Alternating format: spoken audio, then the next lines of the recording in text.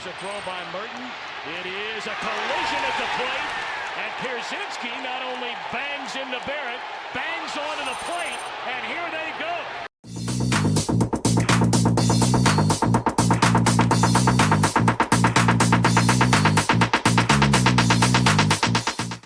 Hello again, everyone, and welcome back to this episode of the Crosstown Baseball Podcast. He is Matt Cannon. I am Kevin Sullivan, and we are very excited to be here this week with a special episode of the podcast, as we will be focusing solely on the recently completed, as of this recording, Crosstown Classic between the Chicago Cubs and the Chicago White Sox, which took place this past weekend at Rate Field on the south side of Chicago, Illinois. And it was a hell of a series, to be completely honest. That was, I don't know a more exciting series in recent years. Yeah. When you combine how both teams are doing versus the actual games played. Very, very fun series all around. Yeah. Yeah, it was. I wish the results were slightly different, but that's okay. We'll get to that. You know what, Kevin? I really wish the results were different too. I wish we got a sweep. I set myself up for that. God damn it. I knew I shouldn't have said anything. But it was a good series overall. Good to see both teams competitive, both teams facing each other over 500 besides the 2020 season, which barely counts, since 2008. Isn't that crazy? I didn't think that was. I was shocked to hear that because I was thinking of the White Sox winning season since 2008, and we had a winning season in 2010, but the Cubs were not good then. We had a winning season in 2012. That was like the first Theo Epstein era year for the Cubs, so I know the Cubs were not good then. Yeah. Then the Sox were pretty terrible for a decade. And then in 2021, I guess I didn't realize the Cubs were, I knew they struggled that year, and I know that was like the big fire sale year, but I didn't realize that they were below 500 for the cross. They were bad. Yeah. I think everybody knew that it was all coming to an end and everyone was just playing sad basically in 2021. But yeah, it's good to see. I think that's great for baseball. I think it's great for the city. And it was good baseball, more importantly. Yeah. So let's get it started here with game one, which took place Friday night on the south side. So I guess I'll take this one since this was the only one the Cubs won this weekend. In game one, you're gonna have to help me with some of the names. Jared Kelenic. Yeah. Jared Kelenic, Miguel Vargas. I think it's just Kelenic. He was a former top prospect from Atlanta, and if you ever play MLB The Show, MLB 21, 22, he's like a top prospect, and he's always someone who would be a superstar in the video game, and then he just never really never really happened. Oh wow, those are lofty expectations. Yes. Okay. Well, Kelenic, Vargas, and Montgomery all homered for the White Sox. Nobody homered for the Cubs, but they did go on to win this game. Sean Burke and Jordan Hicks for the White Sox each gave up 4 earned runs. Carson Kelly driving in 4 for the Cubs. 6 different Cubs had an RBI in this game. Not the greatest pitching performance also from Edward Cabrera. He gave up 3 earned in 4 2/3 innings. Looks like Tyler Thornton was the pitcher of record for the win, pitching 2 innings, giving up no hits, striking out 2 in that time. And the Cubs would go on to win this game 10-5, looking pretty good to open the Crosstown Classic. It was a pretty competitive game up until a certain point, though. I remember I texted you that, and it was really, Jordan Hicks did not have a good performance for the Sox that night, and he's kind of struggled all year. Another kind of former top prospect, I think he was for the Cardinals, that hasn't really panned out. But like I was disappointed in the loss, but I also I was it kind of like I used to say before this kind of winning streak happened of when the Sox lose, I just want them to lose competitively, and it was a competitive loss, and the Cubs just outplayed them that night. Yeah, yeah. I don't excuse me. I don't disagree. Um, it looks like the Cubs had like a bit of a late surge in this game. The White Sox got off to a pretty good start. It just it didn't pan out at least in that game for them.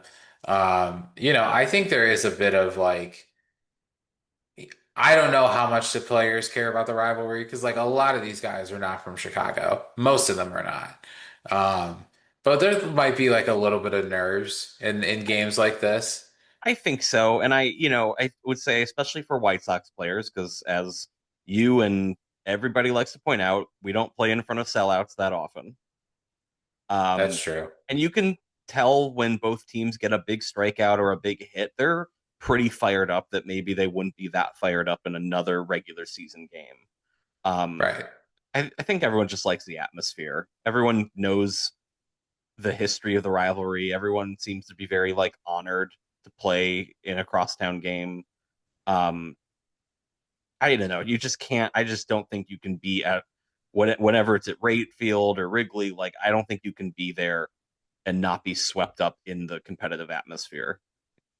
I think it resonates a lot because this is something that you really cannot get in American sports mostly. This Mhm. is like a thing that's really you find more in European soccer where like teams are so close to each other that it is, like neighborhood versus neighborhood almost. And I think that's kind of like what the Cubs White Sox rivalry is because, like, yeah, you have the Yankees and the Mets, they play in different boroughs. That counts. Dodgers Angels, I mean, Anaheim is not Los Angeles. I have driven Um, from LA to Anaheim and back several times. It's close, but it is two very different cities. right, exactly. Whereas you have Cubs White Sox, I mean, you can drive from Wrigley to the rate in what, like You 35, you 40 30, minutes? 30 depending on traffic, 30 minutes. You can take the Yeah. same train there. Yeah, they're on the same train line. Yeah, like, and even if the Sox move to the South Loop, they'll still be off the red line. Like, Right. yeah, yeah, you're right. It's an It's incredibly unique. special rivalry in Yeah. American sports. Yeah. Exactly. Exactly. And So, there's something about listen, Yankees and Mets, especially I mean the Yankees are the most successful team in the history of Major League Baseball. The Mets, while not as successful, still have success under their belt. mhm. They're they're kind of a joke sometimes, but like not like the Cubs The pre White World Sox? Series, but like the White Sox are the lovable losers, Yeah. or the White Sox pre 2005 or in the last decade. I Yeah. mean the Mets. Let's face it, the Mets are the White Sox of New York, and I fully acknowledge that. The Yankees are the Cubs of New York. Um, Right. but I think their rivalry doesn't mean quite as much because you do have this successful team. Plus, you have the Yankees are historic. The Mets, 1962 was their first season. The Cubs and Hmm. White Sox have been around pretty much since the beginning. They literally Right. played each other in the World Series in 1906. Um, and I know like the 2000 Subway Series World Series was a huge, huge deal. I just, you and I have just talked about forever.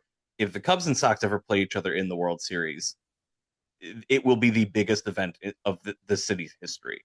Like, Yeah. Oh, I mean, absolutely. just like it's I can't even like put it into words. So I agree with you that I don't think there is a like inner city rivalry quite like this in American sports. Right. Exactly. Yeah, you said it perfectly. I totally agree. And I will still say that if the White Sox and the Cubs ever face each other in the World Series again, the city will burn.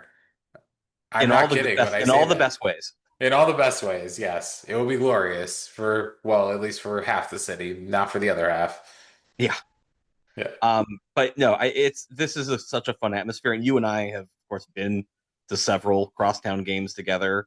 But where one, famously, we were at the Eloy Jimenez go-ahead home run game at Wrigley in 2019. We were, I think the last one we were at, the Cubs won. Like, it's it is fun no matter who wins, and it is really fun to go with a friend who is a fan of the other team.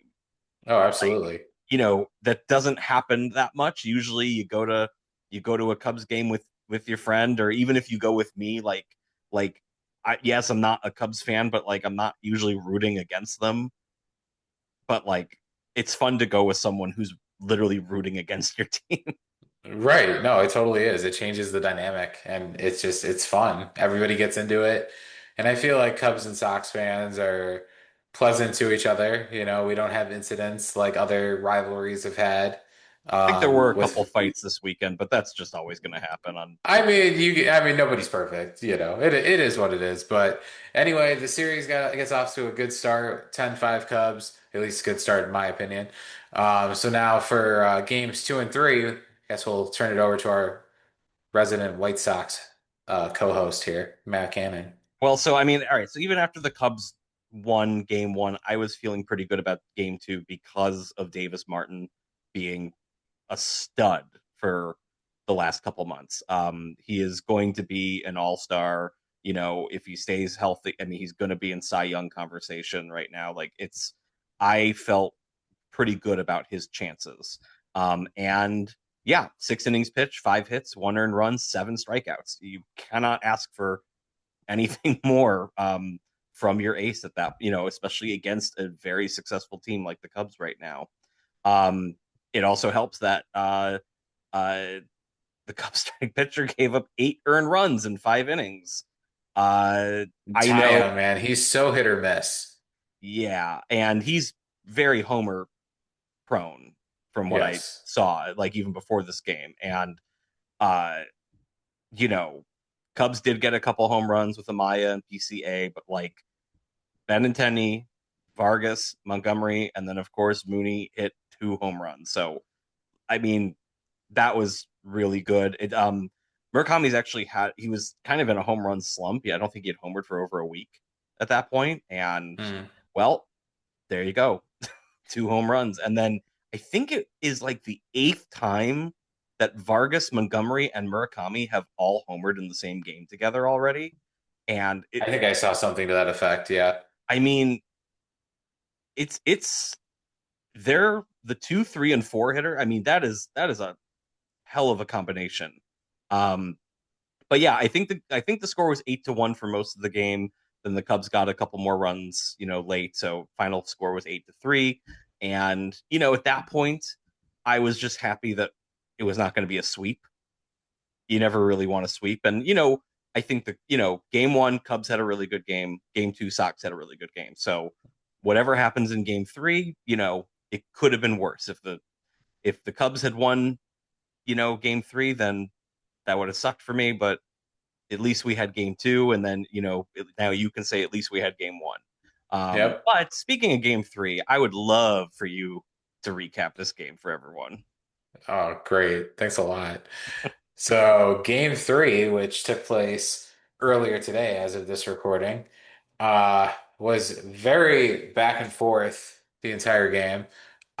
In the 7th inning, the White Sox busted it open with Tristan Peters hitting a 3-run homer to put the White Sox up ahead 7-4. Fast forward to the top of the 9th, and new Cubs hero Michael Conforto goes off and hits a huge 3-run homer into center field at right field to tie the game at 7.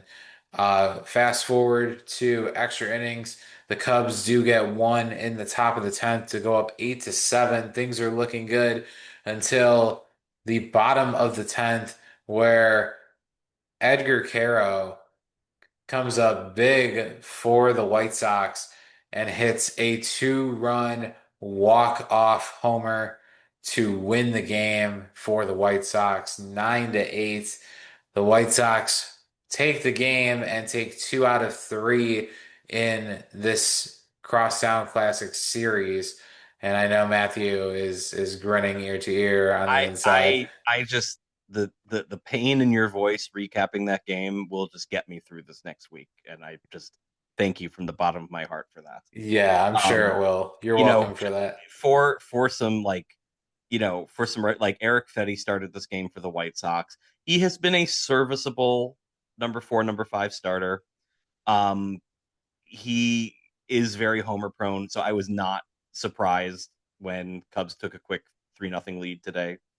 Um, and then of course, yeah, Peters' first career home run. I Hell mean, of a time for it. that is a hell of a time for it. And then for Edgar Caro, there has been a lot of number one, Kyle Teal, who I know we talked about last week, starting a rehab assignment. He actually tweaked his knee a little bit yesterday. I heard So they're that. going to reevaluate him on Tuesday. We're going to hope it's, of course, not a super long, delay. Um, but there's been a lot of talk of Edgar Caro, going down to AAA instead of Drew Romo. Drew Romo has been pretty productive for the White Sox, and Edgar Caro has struggled big time. And uh, I mean, Caro might have bought himself a little more time today. That was a big moment, and there's a lot that goes into breaking out of a slump. But you have to imagine that a moment like that will probably feel pretty dang good for him. If they send him down tomorrow, I'm gonna laugh so hard. I mean, I don't think they won't because Teal is not going to be ready tomorrow. So Yeah. it's like, but it could have happened if Teal was on track and he didn't tweak his knee. There was a possibility that he would be activated tomorrow in Seattle, Hmm. and Caro would have been sent down after hitting a walk-off home run against the Cubs. So it will Baseball's not cruel happen, but it's sometimes. interesting to think about. I want to ask you about Michael Conforto because now that's two pretty big moments for him. And Hmm. he's kind of been, I mean, he's been in the league a long time and he's had mild success kind of everywhere he goes. But I know a lot of Cubs fans were kind of writing off his signing when it happened. Yeah. Number one, how has he been outside of these big moments? Because I don't even think I know his stats for the whole season. He is not the greatest defender, but he's been serviceable. I won't say that I hate this signing. He does come up big sometimes in very key moments. Obviously, this one today probably being the biggest so far this season. He's looked good. I can't really. He's made, I think it was just kind of some jitters at the beginning.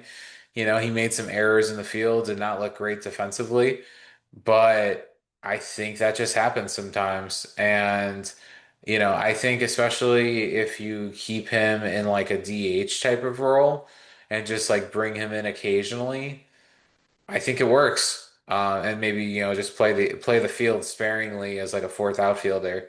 But he it's a good signing. I can't say that they made a mistake signing him at this point, just given that it seems like it's working out. Yeah. And I mean, listen, if the Cubs would have held on to that 8-7 lead in the 10th, I mean, we'd be talking about him and not Edgar Caro right now. So Right. I mean, it's a big moment, and I'm just like, I kind of like when these players that everyone has kind of written off a little bit as like their best years are behind them. I like when they have this kind of resurgence in big moments, and Conforto was kind of always on the White Sox rumor mill, so I used to kind of pay attention to him. Mhm. There's always a big rumor that like Rick Hahn or Kenny Williams like really wanted him and they tried to trade for him a few times. I don't know how true that is, but it never There's happened. probably some truth to it. Yeah.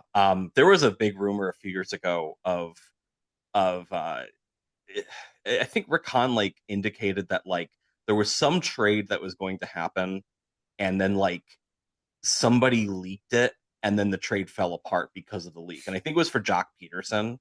But Mm. like, sorry, that's just a tangent. I just don't know. Like, Yeah. that's just crazy to me.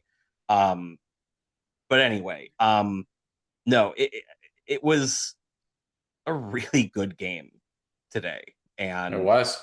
um, that atmosphere is just second to none. Did you see the several points where the Cubs and Sox fans came together to chant Green Bay sucks. I did, and I love it. It's That's the pretty one great. thing we can unite on is that Yeah. everybody hates the Packers. Yeah. And I do okay, I do want to go over because I mean you and I did not go to the game this year. We have been to crosstown games at Rate Field and Wrigley. There were reports all weekend of like pretty much Rate Field like not being ready for this type of crowd. Really long lines to get in. Truthfully speaking, I guess I've never had that issue with you because we kind of just cut to the front of the line. So thank you. You're welcome. But I've seen this before on other big crowd days and everything. And I guess like apparently some reasoning is like the Sox will hire more people for the summer season, and so they'll be more staffed.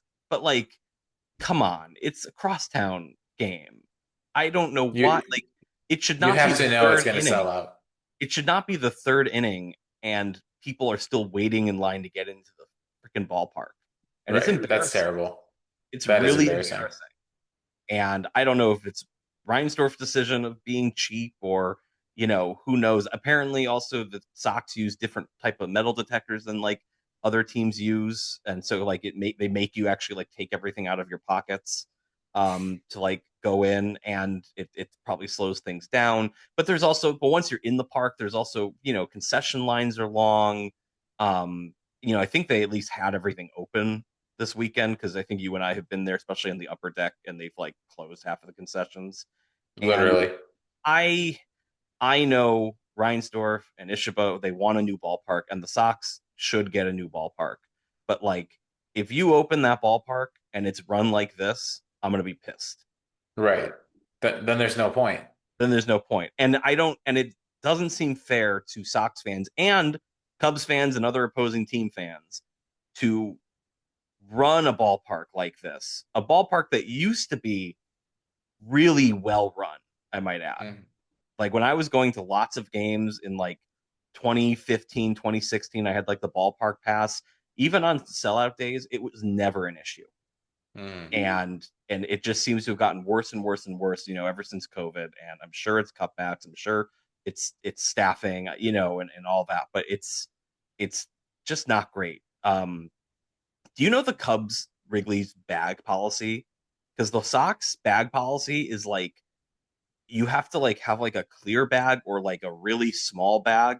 Dude, I used to go there after college classes, and I would have like my laptop and like batteries with me and like in my backpack, and I would just like go to the game, and you can't do that anymore. Interesting. Wrigley has like the same policy, I think. Okay, so it might be a league-wide policy, but yeah. Anyway, point is times are changing. We're old, and that's just all there is to it. But I just want, if for some reason anybody's listening who has any connection to the White Sox and how they run their ballpark, just know it's embarrassing. And all it says is the Sox don't draw a crowd, so they're never prepared for a sellout crowd. And apparently there's some truth to that, and there shouldn't be. You're a major league team, you get sellout crowds, and get your house in order is all I'm saying. I think the weirdest thing about Rate Field is that they cut off access if you're sitting in the upper deck. They're like one of the only ballparks who have done that, and that's been the way forever now. That's so weird to me. Yeah, you should want your fans to explore the ballpark. Yeah, and listen, the upper deck, like I love sitting in the upper deck. It's a great view. Most concessions are up there. But yeah, I mean, the Sox have a beautiful concourse with all the statues and everything. Like, yeah, you want to be able to explore. So, I know, when you and I have gone to crosstown games, we have like purposely bought the more expensive tickets in the lower deck, so we can do that. Right. And I mean, that's clearly what Jerry wants. Well, it works sometimes, I guess. It does work. But yes, it's just, I don't know. I'm very curious when Jerry is no longer the owner and it's fully Ishiba, what like kind of small changes like that there will be. Because like obviously there's going to be big changes and budgets and blah blah blah blah blah. But like if for some reason it's like, oh, you can go into the 100 level, even if you have a 500 level ticket. I'll know that it was Jerry. Right. Yeah. I'm sure changes like that'll happen. Yeah. So I love Rate Field. You and I both agree. I mean, nothing against Wrigley's concessions, but Rate Field has some of the best food in Major League Baseball. And it's a really great place to watch a game. I still want them to get a new stadium. But prove to me that you deserve a new stadium because you know how to run one right now. Because I'm Right. getting pissed when I see lines stretching around the block in the third inning. That's insane to me. Like, Yeah. I just don't know how you let that happen for arguably their biggest game of the year. I don't know either. And it's like you can't say that you weren't prepared because it's a crosstown game in middle of May. It was a beautiful weekend out. Uh, I don't get it. So, Yeah. you know, again, if anyone has any influence, to Jerry or Brooks Boyer, kick their butt a little bit. Thank you. Rant over. I guess on that note, we'll move it along to the next segment. But to recap, the White Sox take 2 of 3 this weekend from the Cubs. I am sad. Matt is happy. We'll see how it goes in what, August? August, yes. August In it will. August, they will face each other again at Wrigley Field in the second iteration of this year's Crosstown Classic. It'll be exciting to see. The Cubs have to sweep at this point to take the season series. We'll see. I mean, So, it's listen, no, the Cubs were expected to be pretty good this year, and so far they've been pretty good. The Sox were not expected to be this good, and so far they've been really, really fun to watch and very competitive. But mhm. August is quite a while away, so we will see what these standings are like then, These teams could look very different potentially. especially post trade deadline. Yes, exactly, especially post trade deadline. So this would be a whole different series in August. I'm excited to see what it looks like. Listen, I love White Sox fans. I love like going on White Sox Twitter. Do you know how many people I have seen like say that now we need to trade for Mike Trout and eat his whole contract? God. I Like, mean, it's not the worst idea.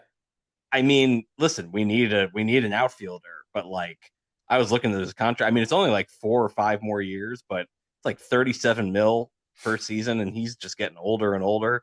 It's someone said it's a Kenny Williams type move. Yeah. Oh, it really. So Oh, yeah. It's a you know, very like bringing Ken Griffey or Manny Ramirez in type of or move. Andrew Jones, or Or yeah, Andrew Jones. Yep. even remember Jimmy Rollins on the Sox for Oh my half God, a that's season. right. That's Yeah, right. I so forgot about that. uh, listen, I want us to take it one game at a time, and we do need some backup and everything. But let's hold our horses. But we'll see what each team looks like after the trade deadline. I mean, the Cubs are certainly going to be in a position to buy, and they need some pitching. We know that. Yeah. Yep. I think I've heard Freddie Peralta's name out there a bit, which would be so funny if he ended up on the Cubs Oh, because since he yeah, was a because he's a Brewer. rookie. Um, Yeah. well, in the Mets, they're climbing. I know we didn't put like a around MLB segment this week because we have obviously so much to talk about with the crosstown, but like the Mets are slowly climbing, but I think they also just lost Francisco Alvarez for 8 weeks. Oh, Uh, really? I didn't see yeah, that. he's on my fantasy team. That's why I know. Oh Uh, no.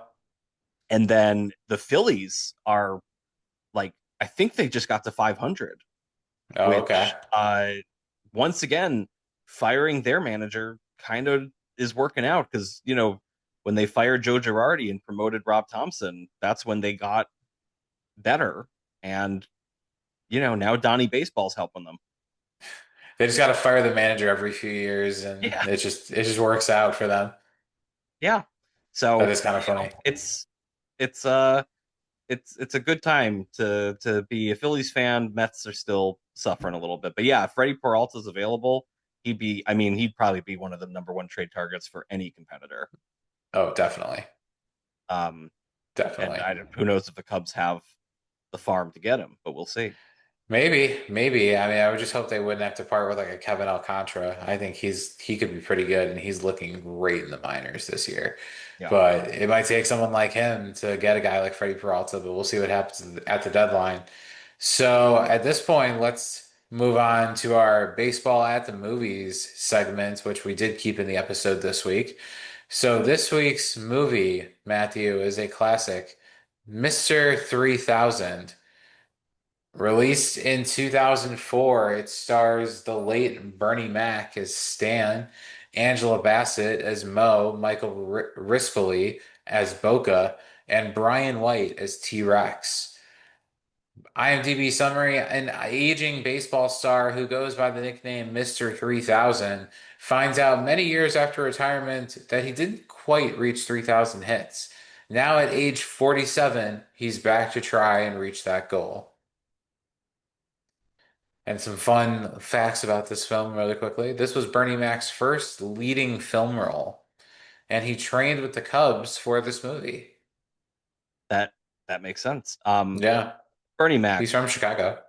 yeah, and they actually make several references to that in the movie. He says a couple times that he grew up on the south side of Chicago.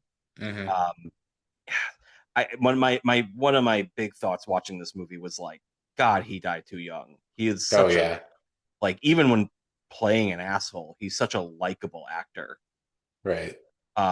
And I remember watching the Bernie Mac show a little bit. I loved him in the Oceans movies, the Ocean 11 movies. I feel like this was like the height of his fame too, Yeah. or right around then. He is a really he has a really great screen presence. So casting him to play this like really arrogant, but really great, Hall of Fame caliber baseball player was pretty is a great casting. Hmm. I Um, actually went to a game in Milwaukee. It was in like 2003 or 2004, and he was there to throw out the first pitch that night. And nice. they mentioned like, oh, he's going to be starring in this movie, Mr. 3000. He's going to play this Stan Ross of the Milwaukee Brewers. They didn't film that night, I don't think. Which that would have been so cool. I would have loved to have been like in a baseball movie. Yeah. Um, but he was there that night. God, that was so long ago now. I like how like I was trying to look up like, you know, you know, you look at the movie Major League and the Cleveland Indians are the team of that movie because the writer director was an Indians fan. And you look at other movies and it makes sense of why they're the team. I really wasn't able to find why it was the Milwaukee Brewers, but I just have to have the feeling of it's kind of the same as Little Big League of like they were allowed to film at Miller Park. And so Right. this No, for movie then sure. becomes a Milwaukee Brewers movie. Yeah. No, probably because they have a roof. Yeah. Yeah. And I did see that they filmed one scene at Great American Ballpark. Oh, And yeah. then there is like a very quick montage of them playing other teams, and they do show the Cubs, but they don't actually like show any of Wrigley Field. So I'm guessing that was also at like either Miller Park with a brick background or Great American or something. Yeah. They probably use like a green screen or something if I had to Yeah. guess. Um. Well, yeah, I guess I have thoughts about this movie because I watched it. It's been quite a long time since I watched it, but I'd Yeah. love to know, like, what did you think of this as a baseball movie? As a baseball movie, it's decent. I wouldn't say it's like my favorite baseball movie, but it's like it's entertaining. Um, I probably wouldn't give it like a super high rating. Like I don't know. I think it's a little far-fetched, right? Baseball is a numbers game. This would never happen in reality, No, in and my it opinion. especially wouldn't happen like my biggest gripe with the movie, and even like I watched this with my wife, and even like she said this like he was getting in shape for a month because then they said they'll put him on the roster for September. They didn't. He didn't play any live games. He didn't go to the minor leagues at Right. all. At He just all. steps in front of a major league pitcher for the first time since retiring a decade ago. Like, what It did you wouldn't think was going happen. to happen? Right. Right. Yeah, It was a little unrealistic at times. there's moments like that, and it's like, I'm trying to think of like if a big former Sox or Cubs star wanted to come out of retirement and I'm like thinking like if Paul Konerko went to Jerry Reinsdorf, and I think Konerko's older than what Stan Ross is supposed to be in this movie, but like if Paul Konerko like was like I want to try to get to, you know, he has 449 home runs. I want to try to get to 450. And Jerry Reinsdorf said, okay. Like, I don't think that would be a feel-good story. And like everybody in this movie is like, and like, of course, Stan is like an asshole, but like the fans are super into it and everything. And I just like think White Sox are going to be like, what? This is stupid. Right. Just be retired. Yeah. Also just the whole like we made a mistake, so we didn't count 3 of his hits. I feel like number one, that wouldn't if some baseball accountant found that out about, like, let's say like Roberto Clemente, you know, because he has exactly 3,000 hits, correct? Yeah, he does. But he's of course loved, and the reason he only has 3,000 hits is a tragic reason because he died right after. Stan Ross will quit in the middle of the season. But like if someone found that out about Roberto Clemente, I think they would just keep quiet. Oh, with 1,000%. He's too revered. Yeah. But I think this movie makes it a good point to be like, baseball writers and the baseball people hate Stan Ross. Yeah. So which like that absolutely happens. We know that happens. Yeah. And the film does a really good job. And I mean, like there's just the whole opening montage of his like Reebok commercial and like the first game and everything, like, you know, going into the stands to get the ball away from the kid. Like that's it's a great character establishment. So I like this as a movie more than I do a baseball movie once again. I think that's how I feel too. Like it's entertaining, but like, is it a classic baseball movie? No. I don't think so. And like this whole thing with the Brewers like getting into third place, and like of course like, you know, it's funny now you and I talk about like how the Brewers are just seem to be contenders every single year, but yeah, when this movie was out, they were kind of the laughing stock of the NL Central for quite a few years. Mm-hmm. They couldn't win anything. Yeah.